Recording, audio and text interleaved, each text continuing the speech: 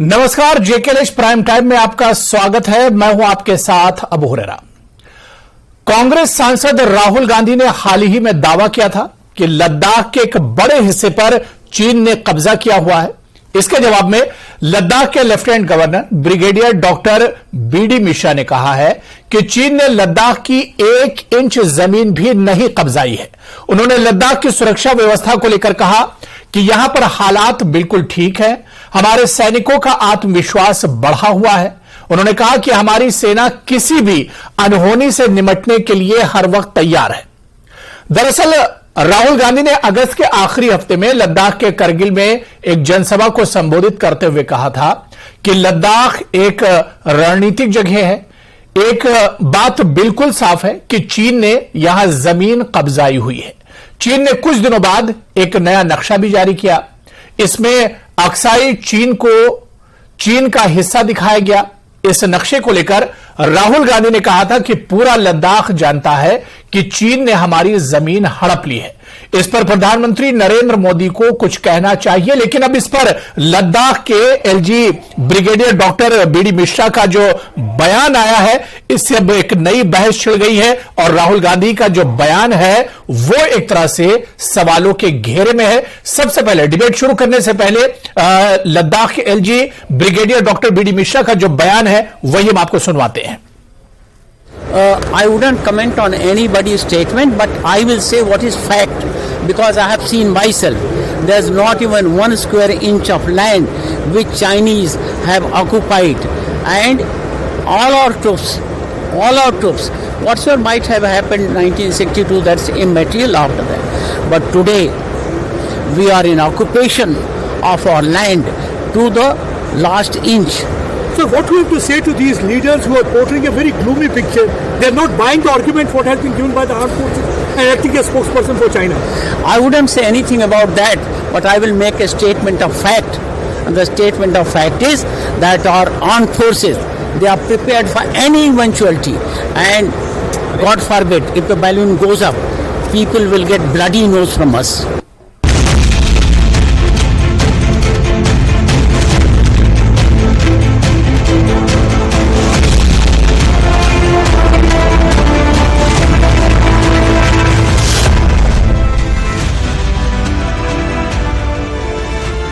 तो भारत की जमीन पूरी तरह से महफूज है और दुश्मन कहीं ना कहीं कंफ्यूज है। इसी पर चर्चा करेंगे।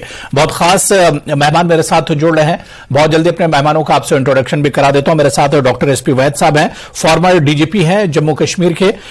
मेरे साथ रविंदर शर्मा जी हैं, सीनियर लीडर हैं जम्मू कश्मीर कांग्रेस के। कुछ देर में हमारे साथ बीजेपी लीडर भी इस चर्चा में जुड़ेंगे, डिफेंस एक्सपर्ट भी इस चर्चा में हमारे साथ होंगे। डॉक्टर एसपी वैद साहब और रविंदर शर्मा जी, दोनों लोगों का बहुत स्वागत है, बहुत इस्तकबाल है जेकेएलएच प्राइम टाइम में। मैं रविंदर शर्मा जी आपसे ही शुरुआत करना चाहूंगा कि राहुल गांधी ने अगस्त में जब करगिल का दौरा किया था उस वक्त उन्होंने एक बयान दिया था कि लद्दाख के एक बड़े हिस्से पर चीन ने कब्जा किया हुआ है और चीन की जो नजरें हैं वो लद्दाख पर एक तरह से टिकी हुई है। लेकिन आज जो बयान लद्दाख के एलजी ने दिया है उससे तो कहीं ना कहीं राहुल गांधी का जो बयान है वो सवालों के कटघरे में आ रहा है। देखिए जज जी, एलजी साहब के 2 पहलू हैं। एक तो उन्होंने सेना का और सिक्योरिटी फोर्सेस की तारीफ की है, जिसके लिए बिल्कुल हम सहमत हैं कि हमारे जवान, हमारी आर्मी, हमारी सिक्योरिटी फोर्सेस का कोई मुकाबला नहीं और वो हर मुश्किल से मुश्किल वक्त में अपनी कुर्बानियां देकर के, जान की आहुति देकर के देश की सुरक्षा करते हैं। जो कि देखा गया 20 जवान हमारे शहीद हुए और हमारे जवान और हमारी सेना ने हमला तो नहीं किया। चाइना अग्रेसर है, हमलावर है। उस जवाब का जवाब यह आया कि हमारे जवान शहीद हुए अपनी सुरक्षा करते हुए अपनी टेरिटरी मातृभूमि की, और देश के प्रधानमंत्री क्लीन चिट देते चाइना को कि जिस चाइना ने हमारे 20 जवानों को शहीद किया वो अपनी जो पेट्रोलिंग पॉइंट थे वहां तक जो है वो सुरक्षा कर रहे थे कि जहां तक वो पेट्रोलिंग करते थे उस पेट्रोलिंग को रुकावट करने के लिए उन्होंने उनको शहीद किया। उन्होंने अपनी जान न्यौछावर की। 18 से ज्यादा राउंड हो चुके हैं इंडिया और चाइना के बीच में, और वो किस लिए हो रहे हैं कि स्टेटस को एंटी को बहाल करने के लिए कि जहां चाइना पहले था, जहां तक हमारी फौज और सेना पेट्रोलिंग करती थी उस पोजीशन में वापस जाए। लेकिन चाइना जो है वो बाजिद है, वो हर बार जो है 18 फिर मीटिंग जो है हुई है वो किस लिए हुई है। और अब चूंकि राहुल गांधी जी मौके पे गए, लोगों ने बताया जो चीज हकीकत थी वो सामने आई, तो प्रधानमंत्री जी ने जैसे लद्दाख में तो एलजी साहब भी रहते हैं, ये तो उसी लद्दाख में शर्मा जी, उसी लद्दाख में तो एलजी साहब भी रहते हैं और उन्होंने कहा कि जो मैं बात कहूंगा वो बिल्कुल सच्चाई है, 1 इंच भी हमारी जमीन किसी के पास नहीं है। चलिए, सारा मीडिया सारा देश कहता है, हम एक पुलिस के चीफ आपके पास आपका है, पुलिस एक मुलजिम को क्लीन चिट दे रही है, हम कोर्ट ऑफ वर्ल्ड में चाइना को नंगा कर रहे हैं कि चाइना हमलावर है, चाइना ने कब्जा किया है, चाइना अग्रेसर है, चाइना अंदर घुसा है और अरुणाचल प्रदेश में वो कस्बे बसा रहा है और हमारी सरकार चाइना को क्लीन चिट देने में लगी है। एलजी साहब तो वही कहेंगे जो प्रधानमंत्री जी कहेंगे, उसके बाहर तो जा नहीं सकते। लेकिन गांव वालों को क्या दुश्मनी है कि वो देश के प्रधानमंत्री जी के बारे में उनकी बात को काउंटर करेंगे। और उन्होंने जो वहां बकरियां चराते हैं, अगर उन्होंने कहा कि जहां तक अपना माल मवेशी चराते थे आज हम नहीं जा सकते क्योंकि चाइना अंदर घुस आया, तो उसमें राहुल गांधी जी सवाल जितने मर्जी इनके ऊपर खड़े करें, लेकिन जो जमीनी हकीकत है, हम मुल्जिम के साथ क्यों खड़े हैं, हमारा देश हमलावर के साथ क्यों खड़ा है जिसने हमारे 20 जवान शहीद किए, हम क्यों इस चर्चा में लगे कि उसको क्लीन चिट मिल जाए वर्ल्ड में, जबकि ये सारा देश जानता है उसने हमारे जवान क्या चाइना में घुसे थे कि हमारे जवानों की गलती थी कि वो वहां शहीद हो गए। वो तो अपनी सुरक्षा करते हुए अगर शहीद हुए हैं तो यानी एलजी साहब के बयान पर भी शक है आपको? एलजी साहब के बयान पर शक है? हम सहमत नहीं, शक क्यों नहीं है जब लोग कह रहे हैं, सब कह रहे हैं कि 1000 वर्ग किलोमीटर का एरिया में चाइना घुस आया या चाइना पेट्रोलिंग नहीं करने दे रहा। 18 राउंड आर्मी ने चाइना की आर्मी के साथ किए हैं, वो किस बात पे कि वो पीछे हट जाए। और फिर हम कहते जाते हैं कि ना कोई घुसा ना घुसपैठा है। और ये तो हमें अपनी सेना पे गर्व है, फख्र है कि हमारी सेना। चलिए ठीक है, इसको मैं डॉक्टर एसपी वैद साहब और हमारे साथ डिफेंस एक्सपर्ट बहुत खास मेहमान कर्नल एसएस पठानिया साहब भी जुड़ चुके हैं। कर्नल एसएस पठानिया जी, आपका भी बहुत स्वागत है जेकेएल प्राइम टाइम में। मैं डॉक्टर एसपी वैद जी आपके पास आऊंगा कि राहुल गांधी लद्दाख दौरे पर जाते हैं तो उन्हें पता चलता है कि लद्दाख के कुछ हिस्से पर या एलएसी का जो कुछ हिस्सा है वहां पर चीन का कब्जा है, लेकिन दूसरी तरफ जो लद्दाख के एलजी बीडी मिश्रा साहब का बयान आता है, वो कहते हैं कि एक इंच जो भारत की है वो महफूज है, वो सेफ है, सुरक्षित है। बाबू जी, ऐसा है कि राहुल गांधी वहां गए थे लद्दाख में और शायद लोग उनको मिले होंगे। उसमें लोगों ने अपनी तकलीफें जरूर बताई होंगी, मैं नहीं कहता कि वो गलत कह रहे हैं, लेकिन अगर वहां के लेफ्टिनेंट गवर्नर कह रहे हैं कि हमारी 1 इंच जमीन नहीं गई, हमारी आर्मी, भारत की आर्मी कह रही है, आर्मी चीफ ने कह दिया है, सीडीएस ने कह दिया है, डिफेंस मिनिस्टर ने कह दिया है कि हमारी जमीन नहीं की, तो हमें वही अथॉरिटीज हैं, हमें उनको विश्वास करना चाहिए क्योंकि वो हमारी आर्मी है, हमारे डिफेंस मिनिस्टर हैं, हमारे एलजी हैं। तो ऐसा है कि हमारा चाइना का और इंडिया का एक जो लाइन ऑफ एक्चुअल कंट्रोल है, उसके बीच में पेट्रोलिंग का एरिया है कि आप इतने पॉइंट्स, आप 14 पॉइंट नंबर तक आप पेट्रोल करेंगे और चाइना भी उस पॉइंट तक अपनी साइड से पेट्रोल करता था जी। जब पिछली बार झगड़ा हुआ तो उसी बात पर झगड़ा हुआ और उसी में हमारे लगभग 20 जवान, जिसमें कर्नल बाबू भी थे, शहीद हुए और इस बात पे झगड़ा हुआ। इसमें कोई शक नहीं कि चाइना अग्रेसर है, मैं इस बात को बिल्कुल मानता हूं। और चाइना का हमेशा ये रहा है कि वो लैंड स्लाइसिंग करने की आदत है, कभी वो, और उसका प्रेशर टैक्टिक्स रहता है। कभी वो अरुणाचल प्रदेश में प्रधानमंत्री जाते हैं, होम मिनिस्टर जाते हैं तो प्रोटेस्ट लॉन्च करेगा, कभी वो अरुणाचल प्रदेश को अपने नक्शे में दिखाता है, कभी वहां के गांव को दिखा देगा या लद्दाख के गांव के नाम चेंज कर देगा। तो चाइना को मुंह तोड़ जवाब देना ही सोल्यूशन है। और बिल्कुल। अगर कोई अग्रेसर है वो चाइना है, हमारा चाइना से बॉर्डर ही नहीं होता था। अगर आप देखें तो हमारा तिब्बत के साथ बॉर्डर था, इसने इलीगली तिब्बत को कब्जा किया।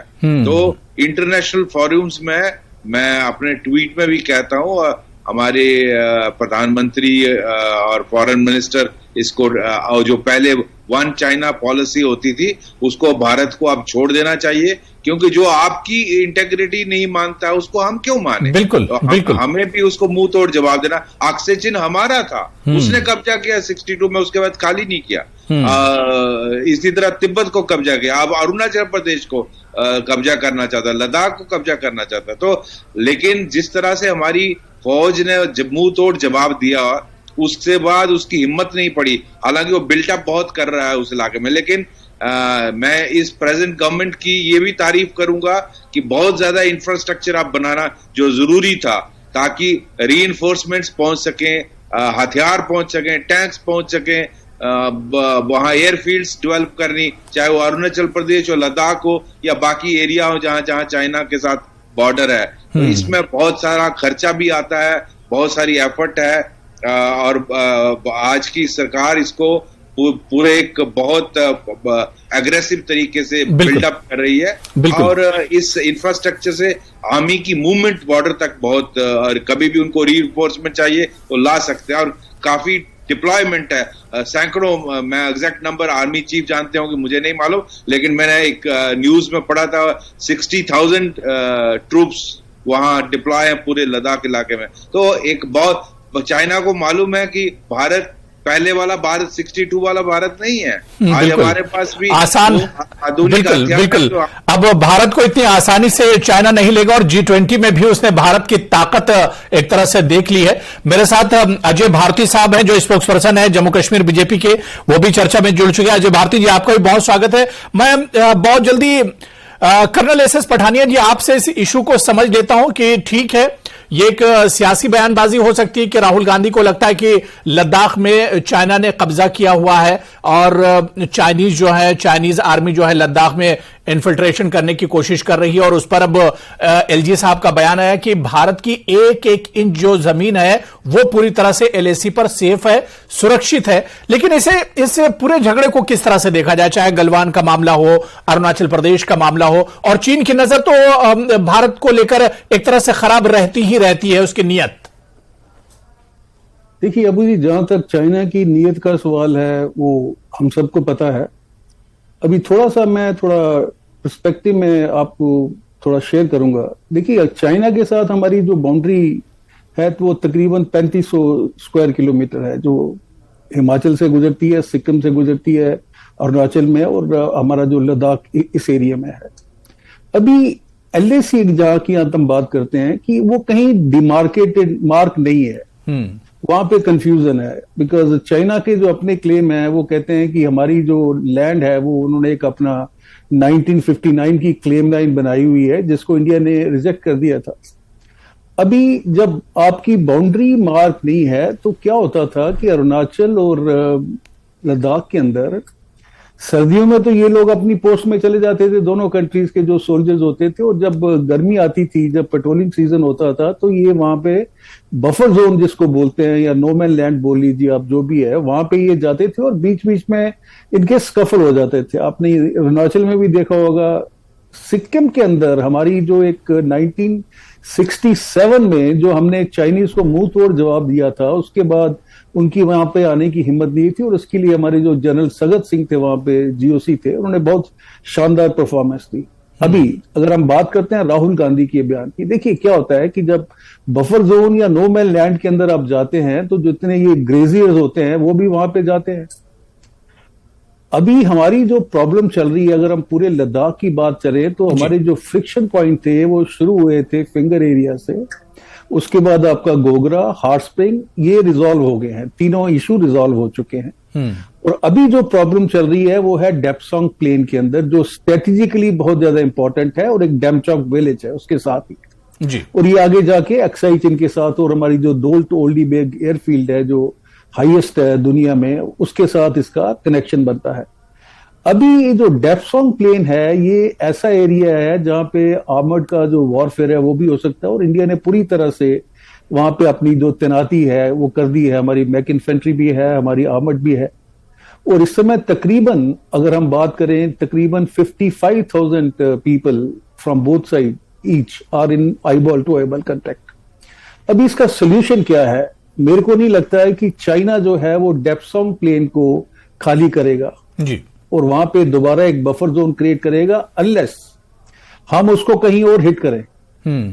हमें उसकी वल्नरेबिलिटी देखनी पड़ेगी, और कहीं ना कहीं देखिए 3400 या 3500 स्क्वायर किलोमीटर के एरिया के अंदर अगर आपकी लाइन जा रही है एलएसी की, तो कहीं ना कहीं तो चाइना कमजोर है। तो हमें अपना जो स्टांस है वो रिएक्टिव की जगह प्रोएक्टिव करना पड़ेगा, और वो पावर इंडिया के पास अभी है।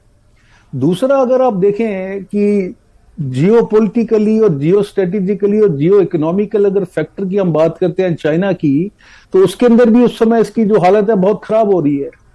तो वो सिचुएशन आएगी जब हम उसको भारत को चीन की कमजोरी ढूंढनी होगी और वहीं पर चोट करना होगा, जहां पर चीन कमजोर हो वहीं पर चोट करना होगा। बिल्कुल। मैं अजय भारती जी आपके पास आना चाहूंगा। अजय भारती जी, राहुल गांधी ने जो इल्जाम एक तरह से लगाया था कि सरकार खामोश है, लद्दाख में एलएसी पर लगातार चीन जो है वो घुसपैठ कर रहा है और चीन कब्जा कर रहा है, लेकिन उस पर अब लद्दाख के एलजी साहब ने, बीडी मिश्रा साहब ने साफ कर दिया है कि भारत की 1 इंच पर चीन का कब्जा नहीं, किसी का कब्जा नहीं। और अब भारत पहले जैसा भारत नहीं रहा है, जिस तरह से यहां पर कुछ पैनलिस्ट ने कहा भी कि अब भारत बदल चुका है। G20 में दुनिया ने भारत का दबदबा एक तरह से देखा है, लेकिन फिर भी कहीं ना कहीं राहुल गांधी का जो सवाल है, क्योंकि कांग्रेस के सीनियर लीडर रविंदर शर्मा जी हमारे साथ जुड़े हुए हैं और वो भी सवाल उठा रहे हैं कि कहीं ना कुछ कमी तो है।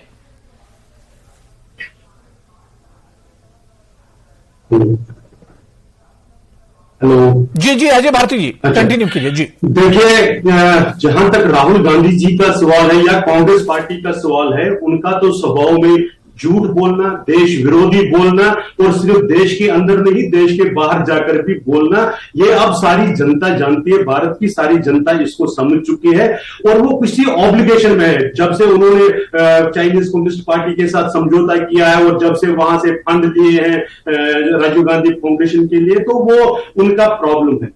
उनको एक्सपोज, उनको झूठलाया था उसी दिन जिस दिन, आज तो एलजी साहब ने बताया, ऑफिशियली बता दिया और बहुत असर्टिवली बताया, लेकिन उसी दिन एक वुमेन बाइकर थी हमारे देश की, कंचन युगरन सिंधी, जिसने उसी दिन उसका एक्सपोजर किया था। वो खुद चलकर गई थी और बताया था कि मुझे जो पेंगोंग झील है वहां से आगे चलकर मैं लास्ट पोस्ट तक पहुंची, वहां पर भारत के सैनिकों ने मुझे बताया कि वहां जो छोटा सा हॉट स्प्रिंग है, पिछले साल उसमें चाइनीज नहाया करते थे, इस बार भारत के लोग नहाते हैं।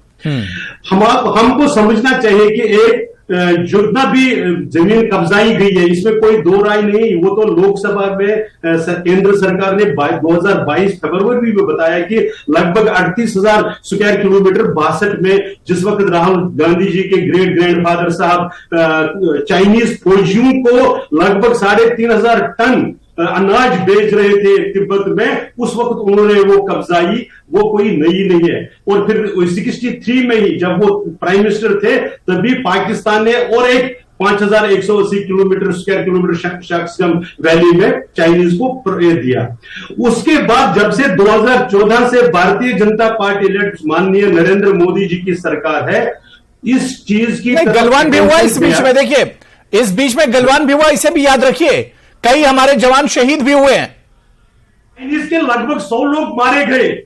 चाइनीज फौजियों को उन्होंने माना नहीं, लेकिन इंटरनेशनल एक्सपर्ट सब बताते हैं कि उस वक्त जिसको ब्लडी नोज बीडी मिश्रा साहब ने बताया, उस वक्त हमारी फौजियों ने बलिदान तो दिया, लेकिन उनको भी एक ऐसा सबक सिखाया, दोबारा हिम्मत नहीं कर रहे वो। और इतना ही नहीं, बॉर्डर इंफ्रास्ट्रक्चर को जिस तरह से अभी कर्नल पठानिया साहब बता रहे थे, उसको फोकस करके रविंदर शर्मा जी अब आपसे सवाल करेंगे। मैं कहता हूं ये ऐसी पार्टी है जो अपनी फोर्स को बदनाम करने में खुश है, लेकिन कांग्रेस पार्टी एंटी नेशनल होगी, देशद्रोही है, हम तो बिल्कुल पाकिस्तान ऐसी से भी ढंग मिले का जो व्यवहार उसकी करती भाषा है। वो ठीक तो है, आप agreement बता दीजिए ना, लेकिन क्या यह agreement किया है? है कि आप वीरेंद्र शर्मा जी, ये agreement रशिया बता से दीजिए, आपकी पेट्रोल और चाइनीज डीजल पार्टी के साथ खरीदेंगे क्या करते हैं और वो agreement? चाइना को जाएंगे यूरो के माध्यम से खरीदेंगे।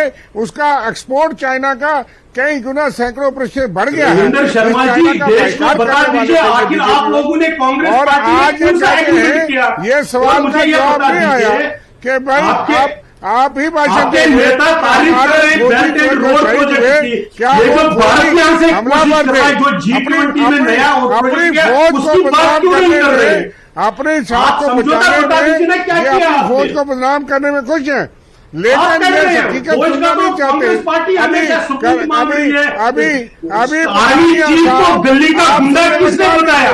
आपको कहा आर्मी गया है चीफ को कि दिल्ली का अपनी गुंडा बात किसने करिए और बताया? बकवास करते रहिए। शर्म आनी चाहिए और कांग्रेस आप पार्टी के नेताओं किसी को ऐसे एंकर की स्टेटमेंट बात नहीं देते हुए। सुनेंगे, तो इसलिए इनकी कांग्रेस शैली पार्टी ऐसी है के और इनको नेताओं मत को बुरा शर्म करिए। आनी चाहिए, अगर इस ऐसे तरह की लोग स्टेटमेंट देते ही हैं। जिनको आज से 61 साल पहले की बात कहेंगे, 47 की बात कहेंगे, सच कहेंगे ना, क्योंकि आप शहीद हुए, चाइनीज आर्मी को कौन बोनस दे रहा था? अपनी जब वो भूखे मर रहे थे, अपनी आप फौज को उनको बदनाम अनाज करने में सप्लाई उनको कर रहे शर्म थे। नहीं आती भारत की कि गरीब हमारे जनता का- चलिए ठीक है, देखिए मेरे पास समय की कमी, मैंने रविंदर जी मैंने आपको भी समय दे दिया, अजय भारती जी मैंने काफी समय दे दिया, समय की कमी है। मैं बहुत जल्दी एसपी वैद साहब, सर एक मिनट आपको मैं दूंगा कि G20 जितनी कामयाब समिट हुई है, पूरी दुनिया आज भारत की तरफ देख रही है, और क्योंकि चीन हमारा पड़ोसी है, पाकिस्तान हमारा पड़ोसी है, इस तरह के जो हमारे पड़ोसी हैं, कहीं ना कहीं इनके तेवर नरम पड़ेंगे। जितनी कामयाब G20 समिट रही है, भारत का दबदबा रहा इसमें।